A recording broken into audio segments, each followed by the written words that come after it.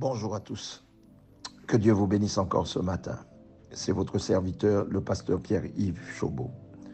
Ce matin, nous allons être encore dans la continuité, c'est-à-dire la continuité du livre de Daniel. Nous allons développer et comprendre qu'est-ce qui amène Daniel à vivre ce qu'il vit. Et je veux aussi vous rappeler que Daniel, lorsqu'il part en captivité, lorsqu'il fut enlevé par le roi Nebuchadnezzar et qu'il fut amené hors de son pays pour apprendre la langue des Chaldéens et la coutume des Chaldéens, Daniel avait déjà en lui inculqué la tradition et l'adoration de l'Éternel des armées. Parce que nous voyons, lorsqu'il fut confronté à différentes situations, il ne s'est pas détourné de l'enseignement qu'il avait reçu préalablement.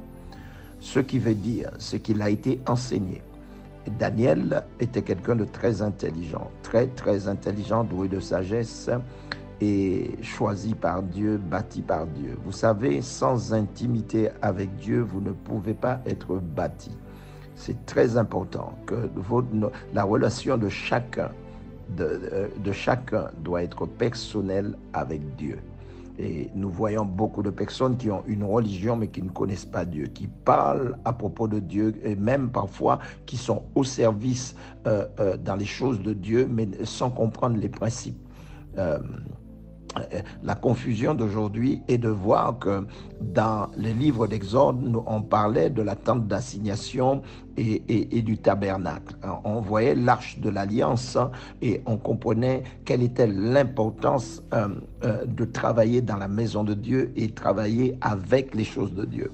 Et non seulement ça, on comprend aussi à travers le livre de Lévitique comment il faut, donner l'honneur à ceux qui servent Dieu. Parce qu'on ne sert pas Dieu parce qu'on a envie, on sert Dieu parce que Dieu vous appelle à le faire.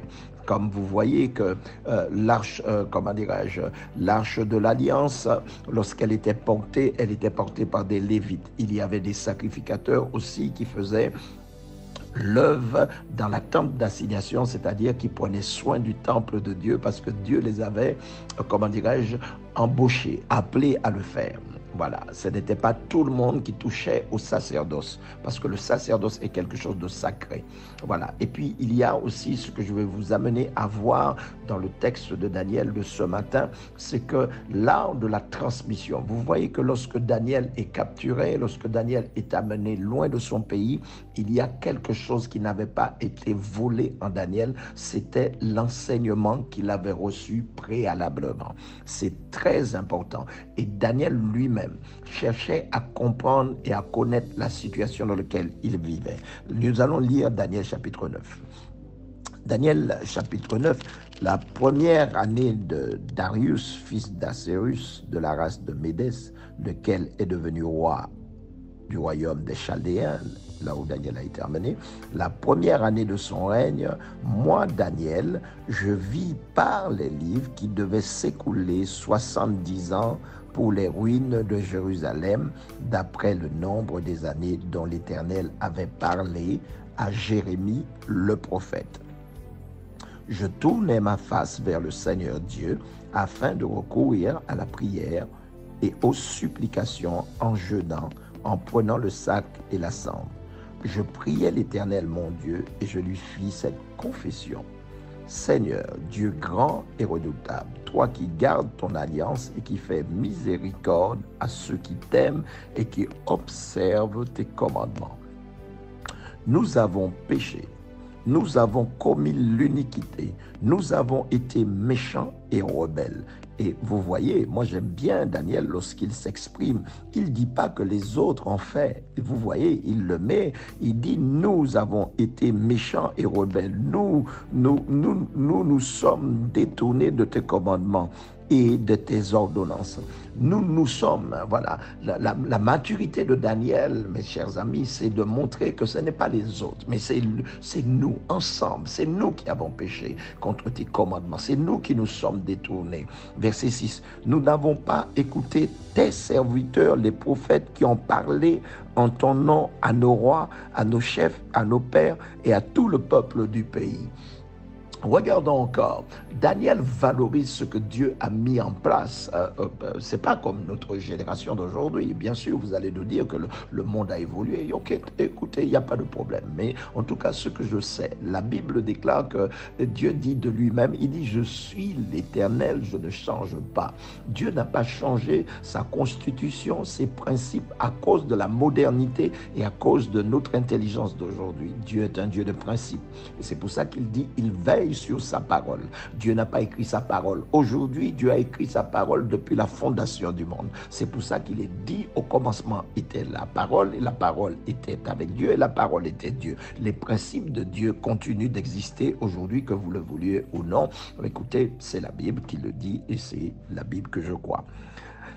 Verset 7. À toi, Seigneur, est la justice, et à nous la confusion de face. En ce jour, aux hommes de Juda, aux habitants de Jérusalem et à tout Israël, à ceux qui sont près et à ceux qui sont loin, dans tout le pays où tu les as chassés à cause des infidélités dont ils se sont rendus coupables envers toi. Seigneur, à nous la confusion de face, à nos rois, à nos chefs et à nos pères, parce que nous avons péché contre toi.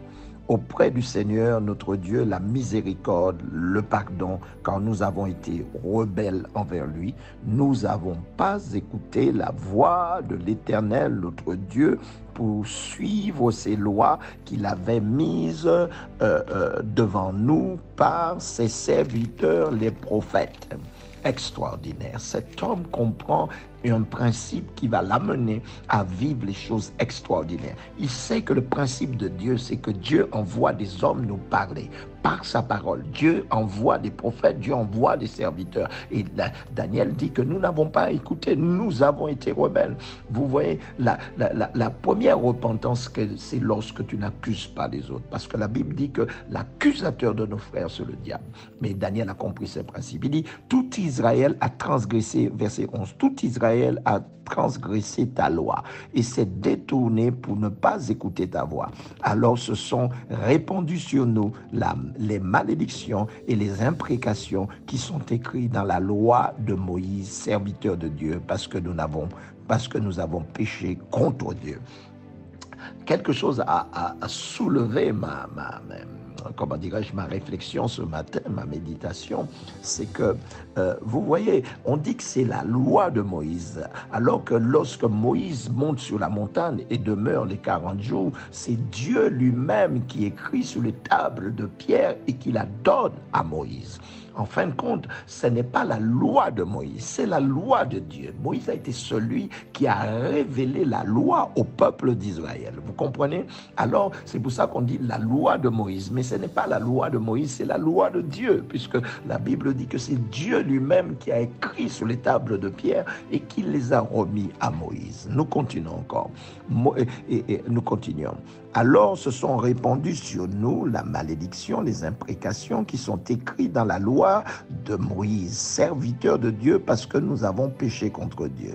Il a accompli les paroles qu'il avait prononcées contre nous et contre nos chefs qui nous ont gouvernés. Il a fait venir sur nous une grande calamité et il n'en est jamais arrivé sous le ciel entier, une semblable à celle qui est arrivée à Jérusalem, comme cela est écrit dans la loi de Moïse. Mes chers amis, nous devons comprendre, réaliser que la vie avec Dieu doit dépendre des principes et des paroles que Dieu a données d'avance. Vous savez, mes chers amis, je vous le dis humblement, nous devons comprendre que c'est ensemble que nous bâtirons, c'est ensemble que nous comprendrons et nous comprendrons les choses de Dieu. Mais comprenez bien, sans lire la Bible, on ne peut pas comprendre les principes et les fonctionnements de Dieu. Dieu fonctionne selon sa parole. Écoutez-moi bien, appuyez-vous sur la parole et proclamez la parole. Écoutez-moi, libérez la parole, utilisez la parole dans chaque situation dans laquelle vous faites face. Je bénis Dieu que ce matin, nous continuons encore de voir la sagesse de Daniel, comment Daniel fonctionne, comment Daniel ne marche pas dans une accusation.